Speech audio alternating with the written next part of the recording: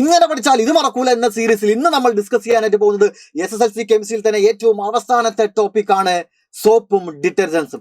SSLC കെമിസ്ട്രിയിലെ അവസാനത്തെ topic ആയതുകൊണ്ടാണ് എന്തോ, സെക്കൻഡ് പാർട്ടിലെ അവസാനത്തെ ടോപ്പിക് ആയതുകൊണ്ടാണ് എന്തോ, അവസാനത്തെ ചാപ്റ്ററിലെ അവസാനത്തെ ടോപ്പിക് ആയതുകൊണ്ടാണ് എന്തോ, എല്ലാത്തിനും കാരണം ഒന്ന് തന്നെയാണ്. ഈ കാരണത്താൽ തന്നെ പലരും പഠിക്കാതെ പോകുന്ന ഒരു ടോപ്പിക്കാണ് സോപ്പും ഡിറ്റർജൻസും. ഇത് പഠിച്ചില്ലെങ്കിലും വിഷയമില്ല എന്നൊക്കെ പറഞ്ഞുകൊണ്ട്, അതായത് അതൊരു വായിക്കാൻ താല്പര്യപ്പെടുന്നില്ല, വായിച്ചാലും എന്തെങ്കിലും മനസ്സിലാവുന്നുണ്ടോ അതുമില്ല എന്ന് വിചാരിച്ച് സ്കിപ്പ് ചെയ്യുന്ന വിദ്യാർത്ഥികൾ ഒരുപാട് പേരാണ്. ഇതിൽ നിന്നും ഉറപ്പായും SSLC എക്സാമിന് ചോദ്യം ഉണ്ടായിരിക്കും. ഇങ്ങനെ ഈ ടോപ്പിക്കിൽ നിന്ന് ചോദ്യം വന്നാൽ നിങ്ങൾക്ക് എല്ലാവർക്കും എഴുതാൻ പറ്റുന്ന വിധത്തിൽ മുഴുവൻ കാര്യങ്ങളും പറഞ്ഞുതരാം. വളരെ ക്രിസ്പായിട്ട് ശ്രദ്ധിച്ച് കേൾക്കാം. വളരെ 2-3 സ്ലൈഡ് മാത്രമേ ഉള്ളൂ. മുഴുവൻ കാര്യങ്ങളും മനസ്സിലാക്കി തരാം. അതിനുശേഷം ഇരുന്ന ടെക്സ്റ്റ് ഒന്ന് വായിച്ചാൽ നിങ്ങൾക്ക് ഫുള്ളായി സെറ്റ് ആയിട്ട് മനസ്സിലായിരിക്കും. ഇത് ഞാൻ നിങ്ങൾക്ക് തരുന്ന വാക്കാണ്. നമുക്ക് ടോപ്പിക്കിലോട്ട് കടക്കാം. എന്താണ് സോപ്പും ഡിറ്റർജന്റും? ഈ ചാപ്റ്ററിൽ ഈ സോപ്പും ഡിറ്റർജന്റും വരാൻ കാരണം എന്താണ്? നമ്മൾ 7ാമത്തെ ചാപ്റ്ററിന്റെ അവസാന ഭാഗങ്ങളിൽ പഠിക്കുന്നുണ്ട്. ആൽക്കഹോൾ പഠിക്കുന്നുണ്ട്, കാർബോക്സിലിക് ആസിഡ് പഠിക്കുന്നുണ്ട്, എസ്റ്റർ പഠിക്കുന്നുണ്ട്. അതിനുശേഷമാണ് സോപ്പ് വന്നിരിക്കുന്നത്. ഇതിന്റെ ഒരു ഓർഡർ ശ്രദ്ധിച്ചാൽ നിങ്ങൾക്ക് ഒരു കാര്യം മനസ്സിലാവും. ആദ്യം പഠിക്കുന്ന ആൽക്കഹോൾ, അതിൽ നിന്ന് നമ്മൾ കാർബോക്സിലിക് ആസിഡ് ഉണ്ടാക്കുന്നു. ആദ്യം പഠിച്ച ആൽക്കഹോളും രണ്ടാമത് പഠിക്കുന്ന കാർബോക്സിലിക് ആസിഡും കൂടെ ചേർത്തുകൊണ്ട് എസ്റ്റർ ഉണ്ടാക്കുന്നു. എസ്റ്ററിൽ കാർബണിന്റെ എണ്ണം കൂടുതലാണെങ്കിൽ അവയാണ് നമ്മൾ ഫാറ്റി ആസിഡുകൾ എന്ന് വിളിക്കുന്നത്. ഇപ്പോൾ ഉണ്ടാക്കിയിരിക്കുന്ന 3ാമത്തെ നമ്മൾ പഠിക്കുന്ന എസ്റ്ററില്ലേ, അതിൽ കുറച്ച് ആൽക്കലി ചേർത്താൽ മതി, സോപ്പ് റെഡി. അത്രയേ ഉള്ളൂ. അതിനാലാണ് അടുത്ത ടോപ്പിക്കായി നമ്മൾ സോപ്പ് പഠിക്കുന്നത്. സോപ്പ് എന്ന് പറഞ്ഞാൽ എന്താണ്? നമ്മളിപ്പോൾ പഠിച്ച എസ്റ്റേഴ്സ്, അതായത് 12ഓ അതിലധികമോ കാർബണുകളുള്ള എസ്റ്ററുകളെയാണ് നമ്മളെന്ന് പറയുന്നത്. കൂടുതൽ നമ്പർ ഓഫ് കാർബണുകൾ വരുന്ന എസ്റ്ററുകളെയാണ് നമ്മൾ ഫാറ്റി ആസിഡുകൾ എന്ന് പറയുന്നത്. അപ്പോൾ ഫാറ്റി ആസിഡ് എന്ന് പറഞ്ഞാൽ എസ്റ്റർ തന്നെയാണ്. ഈ എസ്റ്ററിലോട്ട് അല്ലെങ്കിൽ ഫാറ്റി ആസിഡിലോട്ട് നമ്മൾ എന്ത് ചേർക്കുക?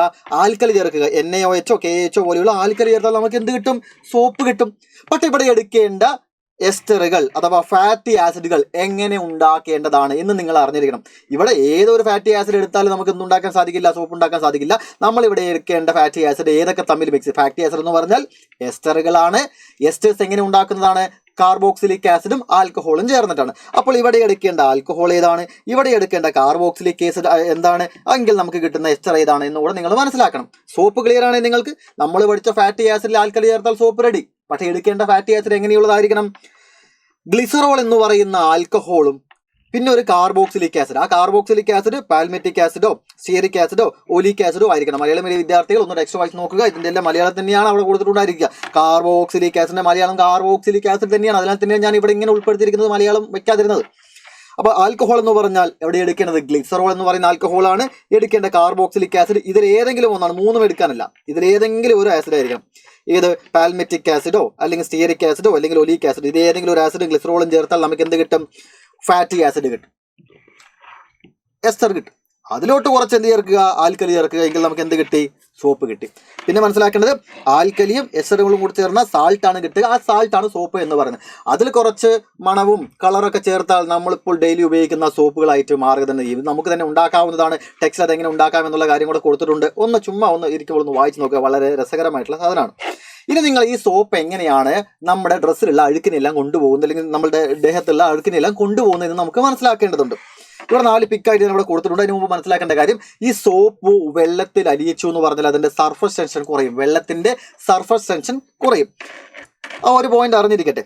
ഇനി സോപ്പ് എന്ന് പറയുന്നത് ഇങ്ങനെ ഉണ്ടായിരിക്കും കേട്ടോ. സോപ്പ് മോളിക്കൂൾ എന്ന് പറഞ്ഞാൽ ഒരു പുഴുവിനെ പോലെ ഒന്ന് തൽക്കാലത്തേക്ക് വിചാരിക്കുക. അതിനൊരു തലയുണ്ട്, പിന്നെ എന്തുണ്ട്? വാലുണ്ട്. ഇതാണ് സോപ്പ് എന്ന് പറയുന്ന സാധനം. ഈ സോപ്പിന്റെ തലയെ ഹെഡ് ഭാഗത്തെ നമ്മൾ പോളാറായിട്ട് ചാർജുള്ള പോളാർ എൻഡ് ആയിട്ട് കണക്കാക്കുന്നു. ഇവിടെ നോൺ പോളാർ എൻഡ്. അപ്പോൾ നോൺ പോളാർ ടെയിലാണ് ഉണ്ടായിരിക്കുക. മലയാളത്തിൽ നോൺ പോളാർ തന്നെയാണ് കൊടുത്തിരിക്കുന്നത്. നോൺ പോളാർ ടെയിലും പോളാർ ഹെഡുമാണ് ഉണ്ടായിരിക്കുക. ഇങ്ങനത്തെ ഒരുപാട് സോപ്പ് മോളിക്യൂളുകൾ അതിനകത്ത് ഉണ്ടായിരിക്കും. ഈ ആളുകൾ എങ്ങനെയാണ് ആ ഡ്രസ്സിലുള്ള അഴുക്കിനെ കൊണ്ടുപോകാൻ നമുക്ക് നോക്കാം. ഈ ഗ്രീൻ കളറിൽ കൊടുത്തിരിക്കുന്നതാണ് അഴുക്കുള്ള ക്ലോത്ത്. അതിൽ മുകളിൽ കൊടുത്തിരിക്കുന്നതാണ് ഡേർട്ട് എന്ന് പറയുന്നത്. നമ്മളിത് മുക്കി വെച്ചിരിക്കുന്നത് സോപ്പ് വെള്ളത്തിലാണ്. അപ്പൊ സോപ്പ് വെള്ളത്തിനകത്ത് ഞാനിപ്പോൾ മാർക്ക് ചെയ്തിരിക്കുന്ന ഈ സോപ്പ് മോളിക്കൂളിനെ നിങ്ങൾക്ക് ഇങ്ങനെ പുഴുകൾ പോലെ ഇങ്ങനെ കാണാൻ സാധിക്കുന്നുണ്ട്. കണ്ടോ? ഇതിൽ ഹെഡ് എന്ന് പറയുന്ന പോളാർ ഭാഗം വെള്ളത്തിൽ സോല്യൂബിൾ ആവുന്നതാണ്.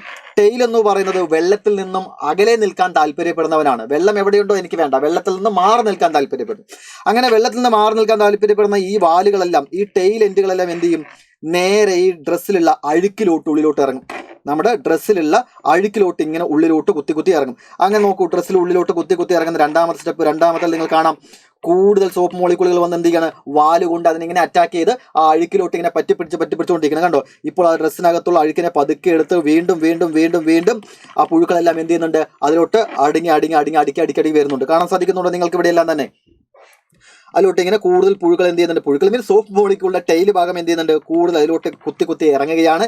അവസാനം ആ ഡ്രസ്സിലുള്ള അഴുക്കിനെ ചുറ്റും നിന്നും സോപ്പ് മോളിക്കുള്ള ഒരു സൂര്യനെ പോലെ വാലുകൊണ്ട് ഇങ്ങനെ അറ്റാക്ക് ചെയ്ത് എടുക്കുകയാണ്. കാണുന്നുണ്ടോ? സോപ്പ് മോളിക്കുള്ളിനെ കംപ്ലീറ്റ് ആയിട്ട് വാലുകൊണ്ട് അറ്റാക്ക് ചെയ്ത് പുറത്തോട്ട് എടുക്കുന്നു. അങ്ങനെ ഡ്രസ്സിൽ നിന്നും ആ അഴുക്കിനെ പുറത്തോട്ട് എടുത്ത് കൊണ്ടുപോവുകയാണ് നാലാമത്തിൽ കാണുന്നത്. അപ്പോൾ ഇതാണ് ഡ്രസ്സ് എന്ന് വിചാരിക്കുക. ഡ്രസ്സിന് മുകളിൽ അഴുക്ക് ഉണ്ട് എന്ന് വിചാരിക്കുക. ദാ സോപ്പ് മോളി, നമ്മൾ സോപ്പ് വെള്ളത്തിലാണ് അത് മുക്കി വെച്ചിരിക്കുന്നത്. അപ്പോൾ ചുറ്റും സോപ്പ് മോളിക്കൂളുകൾ വരുന്നു. സോപ്പ് മോളിക്കൂളിന് ഹെഡുമുണ്ട്, ടൈലുമുണ്ട്. ആ ടൈല് ഭാഗം കൊണ്ട് ഇതിനിങ്ങനെ കുത്തി കുത്തി ഓരോ മോളിക്കൂളിൻ്റെയും ടൈല് കൊണ്ട് കുത്തി കുത്തി കുത്തി കുത്തി കുത്തി ഈ ഡ്രസ്സിലുള്ള അഴുക്കിനെ പതുക്കെ പുറത്തോട്ട് എടുക്കുന്നു. ചുറ്റും സോപ്പ് മോളിക്കൂളുകൾ ഇങ്ങനെ ട്രാപ്പ് ചെയ്ത് ചുറ്റും ഇങ്ങനെ ട്രാപ്പ് ചെയ്ത് അതിനെ കൊളുത്തിപ്പിടിച്ച് ഡ്രസ്സിലുള്ള അഴുക്കിന് ഇങ്ങനെ കൊണ്ടുപോകുന്നു. നമ്മൾ നല്ല ഫോഴ്സിൽ വെള്ളം ഒഴിച്ചാൽ ഇത് മൊത്തത്തിൽ ഇവിടെ നിന്ന് എല്ലാം കൂടെ ഒഴുകിപ്പോകും. അങ്ങനെയാണ് സോപ്പ് അഴുക്കിനെ എടുത്ത് കളയുന്നത്. ഇതാണ് ക്ലെൻസിങ് ആക്ഷൻ ഓഫ് സോപ്പ് എന്ന് പറയുന്നത്. ഇത് മനസ്സിലാക്കിയിരുന്നാൽ മാത്രം മതി. അപ്പോൾ സോപ്പ് എങ്ങനെ ഡ്രസ്സിനെ ക്ലീൻ ചെയ്യുന്നുള്ള കാര്യം നിങ്ങളൊന്ന് അറിഞ്ഞിരിക്കണം. ടെക്സ്റ്റിൽ പറഞ്ഞിരിക്കുന്നത് മാത്രം പറഞ്ഞൊന്നുമില്ല, ഇതൊന്നും അറിഞ്ഞിരിക്കുക. സോപ്പ് മോളിക്കൂളിന് ഒരു ഹെഡ് ഉണ്ടോ ടൈൽ ഉണ്ട്. ഹെഡ് എന്ന് പറയുന്നത് പോളാർ എൻഡും ടൈൽ എന്ന് പറയുന്നത് നോൺ പോളാർ എൻഡുമാണ്. നോൺ പോളാർ എൻഡാണ് ഡേർട്ടിൽ ഉണ്ടായിരിക്കുക, പോളാർ എൻഡാണ് വെള്ളത്തിൽ ഉണ്ടായിരിക്കുക. ഈ കാര്യങ്ങളാണ് നിങ്ങൾ ഇവിടെ അറിഞ്ഞിരിക്കേണ്ടത്. ക്ലിയർ ആണ്? ഇനി ഡിറ്റർജന്റ് എന്താണെന്ന് നമുക്ക് നോക്കാം. ഡിറ്റർജന്റും ഇതുപോലെ തന്നെ സോപ്പ് പോലെ തന്നെയാണ് അതിന്റെ ആക്ഷൻ എന്ന് പറയുന്നത്. സോപ്പ് എങ്ങനെയാണോ അത് തന്നെയാണ് ഡിറ്റർജന്റ് എന്ന് പറയുന്നത്. അപ്പോൾ സോപ്പിനെ പോലെ തന്നെ അഴുക്കിനെ കൊണ്ടുപോകാൻ കഴിവുള്ളതാണ്. പക്ഷെ സോപ്പിനേക്കാൾ ഒരു പടി മേലെ ഇവനൊരു കഴിവുണ്ട്. ഈ കഴിവെന്ന് പറഞ്ഞാൽ ഇപ്പോൾ ഹാർഡ് വാട്ടർ എന്ന് പറയുന്ന ടേം നിങ്ങളുടെ ടെക്സ്റ്റിൽ കാണാം. ഹാർഡ് വാട്ടർ എന്ന് പറയുന്ന കുറച്ചും കൂടെ ഹാർഡായിട്ട്, നമ്മുടെ ഭയങ്കര ഹാർഡായിട്ടുള്ള വാട്ടർ അല്ല. ആ ജലത്തിന്റെ പ്രത്യേകത എന്ന് പറയുന്നത് അതിനകത്തുള്ള സാൾട്ടുകളുടെ അളവ് കൂടുതലായിരിക്കും. അതായത് ഇപ്പോൾ കടൽ വെള്ളം ഇപ്പം നമ്മുടെ വീട്ടിൽ കിട്ടുന്ന വെള്ളം എന്ന് പറയുന്നത് പ്യൂറായിട്ടുള്ള വാട്ടറാണ്. അത് സോഫ്റ്റ് വാട്ടറാണ്. ഇങ്ങനെ ഉപ്പ് കലർന്ന കടൽ വെള്ളം പോലെയുള്ള, നമ്മളിപ്പോൾ തമിഴ്നാട്ടിലൊക്കെ പല ഭാഗങ്ങളിലും ടാപ്പ് തുറന്നാൽ വരുന്നത് ഉപ്പ് വെള്ളമായിരിക്കും അല്ലേ. അങ്ങനെയുള്ള ജലത്തെയാണ് നമ്മൾ എന്ന് പറയുന്നത് ഹാർഡ് വാട്ടർ എന്ന് പറയുന്നത്. ഇത് രണ്ടിൻ്റെയും പ്രത്യേകത എന്താണെന്ന് അറിയാവോ? ഈ സോഫ്റ്റ് വാട്ടറിൽ സോപ്പ് ഇട്ടാൽ നല്ല പോലെ തന്നെ പതയുണ്ടാകും. ഹാർഡ് വാട്ടറിൽ സോപ്പ് ഇട്ടാൽ പതയുണ്ടാവില്ല. അങ്ങനെ നമുക്ക് ഹാർഡ് വാട്ടറും സോഫ്റ്റ് വാട്ടറും വ്യത്യാസം നമുക്ക് മനസ്സിലാക്കാൻ സാധിക്കും. റെഡി? അപ്പോൾ ഈ സോപ്പ് നല്ലപോലെ പതഞ്ഞാൽ മാത്രമേ ഡ്രസ്സിലുള്ള അഴുക്കിനെ എടുത്തു കൊണ്ടുപോവുള്ളൂ. അപ്പോൾ നമുക്ക് ഡ്രസ്സ് വാഷ് ചെയ്യാൻ എന്ത് വേണ്ടി വരും? സോഫ്റ്റ് വാട്ടർ വേണ്ടി വരും. അപ്പോൾ സോഫ്റ്റ് വാട്ടർ അത് നമ്മുടെ വീടുകളിലെല്ലാം കിട്ടുന്നില്ല, സോഫ്റ്റ് വാട്ടർ തന്നെയാണ് കേട്ടോ. തമിഴ്നാട് ഒരു എക്സാമ്പിൾ ഞാൻ പറഞ്ഞത് മാത്രം. കടലിൻ്റെ ഓരത്തില്ല, കടലിൻ്റെ സൈഡിലുള്ള ആളുകൾക്കെല്ലാം കിട്ടുന്നത് ഹാർഡ് വാട്ടറുകളായിരിക്കും കിട്ടുന്നുണ്ടായിരിക്കുക. ആ ഹാർഡ് വാട്ടർ ഉപയോഗിച്ചുകൊണ്ട് ഡ്രസ്സ് ക്ലീൻ ചെയ്താൽ ഡ്രസ്സിലുള്ള അഴുക്ക് നേരെ പോവില്ല. കാരണം അവിടെ പതയുണ്ടാവുന്നില്ല. അപ്പോൾ സോപ്പിന് അങ്ങനെ ഒരു പരിമിതി ഉണ്ട്. പതി ഉണ്ടാവാതിരിക്കാൻ കാരണം ആ വെള്ളത്തിലുള്ള ലവണങ്ങളാണ്, അഥവാ സാൾട്ടുകളാണ്. ആ സാൾട്ടുകൾ എന്ത് ചെയ്യുന്നില്ല, വെള്ളത്തിൽ അലിഞ്ഞു ചേരുന്നില്ല. സോപ്പും കൂടെ ചേർക്കുമ്പോൾ ഉണ്ടാകുന്ന ലവണം വെള്ളത്തിൽ അലിഞ്ഞു ചേരുന്നില്ല. അതൊക്കെ വിട്ടേക്ക്, ചുമ്മാ ഒന്ന് വായിച്ചു വിടേണ്ട മാത്രമേ ഉള്ള കാര്യമില്ല. സോഫ്റ്റ് വാട്ടറിൽ സോപ്പ് നല്ലപോലെ പതിയും, ഹാർഡ് വാട്ടറിൽ പതിയില്ല. അതറിഞ്ഞേ? പക്ഷെ ഡിറ്റർജന്റ് അങ്ങനെയല്ല. സോഫ്റ്റ് വാട്ടർ ആണെങ്കിലും ഹാർഡ് വാട്ടർ ആണെങ്കിലും പതയുണ്ടാക്കും, ഡ്രസ്സിലുള്ള അഴുക്കിനെയും കൊണ്ടുപോകും. ഇതാണ് സോപ്പുകളിൽ നിന്ന് ഡിറ്റർജൻസിനുള്ള ഒരു മേൽമ. ഹാർഡ് വാട്ടർ ആണെങ്കിലും സോഫ്റ്റ് വാട്ടർ ആണെങ്കിലും നമുക്ക് എന്ത് ചെയ്യാം, ക്ലീൻ ചെയ്യാനായിട്ട് ഡിറ്റർജൻസ് ഉപയോഗിക്കാം. ഡിറ്റർജൻസ് അങ്ങനെ കൂടുതൽ ഉപയോഗിക്കാൻ പാടില്ല. കാരണം ഡിറ്റർജൻസ് കൂടുതലായിട്ട് ഇപ്പം നമ്മൾ കുളത്തിൽ ഡിറ്റർജൻസ് ഉപയോഗിച്ചുകൊണ്ട് ഡ്രസ്സ് വാഷ് ചെയ്യണമെന്നുണ്ടെങ്കിൽ ആ ഡിറ്റർജൻസ് എല്ലാം വെള്ളത്തിലോട്ട് പോകുമ്പോൾ അവിടെയുള്ള ജലജീവികൾക്ക്, ജലസസ്യങ്ങൾക്കൊന്നും എന്ത് ചെയ്യാൻ സാധിക്കത്തില്ല, ജീവിക്കാൻ സാധിക്കത്തില്ല. കാരണം അതിനകത്തുള്ള ഓക്സിജന്റെ അളവ് ഇവൻ എന്ത് ചെയ്യും, കുറയ്ക്കും. അതിനാൽ തന്നെ ഒരുപാട് പരിസ്ഥിതി പ്രശ്നങ്ങൾ ഉണ്ടാക്കുന്നുണ്ട് ആര്, ഈ ഡിറ്റർജന്റ്. അപ്പോൾ ഡിറ്റർജന്റിന്റെ മേന്മകൾ എന്താണ്, പോസിറ്റീവായിട്ടുള്ള കാര്യങ്ങൾ എന്താണ്, നെഗറ്റീവായിട്ടുള്ള കാര്യങ്ങൾ എന്താണെന്ന് കൂടെ ഒന്ന് അറിഞ്ഞു വെച്ചാൽ ഈ ചാപ്റ്റർ സെറ്റാണ്. വേറെ ഒന്നും നോക്കാനില്ല. മുഴുവൻ കാര്യങ്ങൾ നമ്മൾ പൊളിയായിട്ട് പഠിച്ചു കഴിഞ്ഞിരിക്കുകയാണ്. ഇവിടെ ഞാനിപ്പോൾ പറഞ്ഞിരിക്കുന്ന പോയിന്റുകൾ നമുക്ക് ഇവിടെ എഴുതിയിരിക്കുന്നത് ഒന്ന് വായിച്ച് നോക്കുക. ഈ സാധനം മാത്രം മതിയാവും നിങ്ങൾക്ക് ഈ ചാപ്റ്ററിൽ ഫുൾ മാർക്ക് നേടാൻ. ഇപ്പോൾ ഞാൻ ഈ പറഞ്ഞ സോപ്പും ഡിറ്റർജൻസും അടിപൊളിയായിട്ട് നിങ്ങൾക്ക് എല്ലാവർക്കും മനസ്സിലായി എന്ന് വിചാരിക്കുന്നു. ഇനി നിങ്ങൾക്ക് ഡിഫിക്കൽട്ട് ആണെന്ന് തോന്നുന്ന ഏത് ടോപ്പിക് ഉണ്ടെങ്കിലും നിങ്ങൾക്ക് താഴെ മെൻഷൻ ചെയ്യാവുന്നതാണ്. ആ വീഡിയോ ആയിട്ട് ഞാൻ ഉടനെ വരുന്നതായിരിക്കും. അപ്പോൾ ഇന്നത്തെ ക്ലാസ്സിൽ പറഞ്ഞ കംപ്ലീറ്റ് കാര്യം വളരെ വ്യക്തമായിട്ട് മനസ്സിലാക്കി വിചാരിക്കുന്നത്. എന്ത് ഡൗട്ട്സ് ഞാൻ വീണ്ടും അടുത്ത ക്ലാസ്സിൽ കിടിലൻ ടോപ്പിക് മാറ്റി കാണാം. Thank you.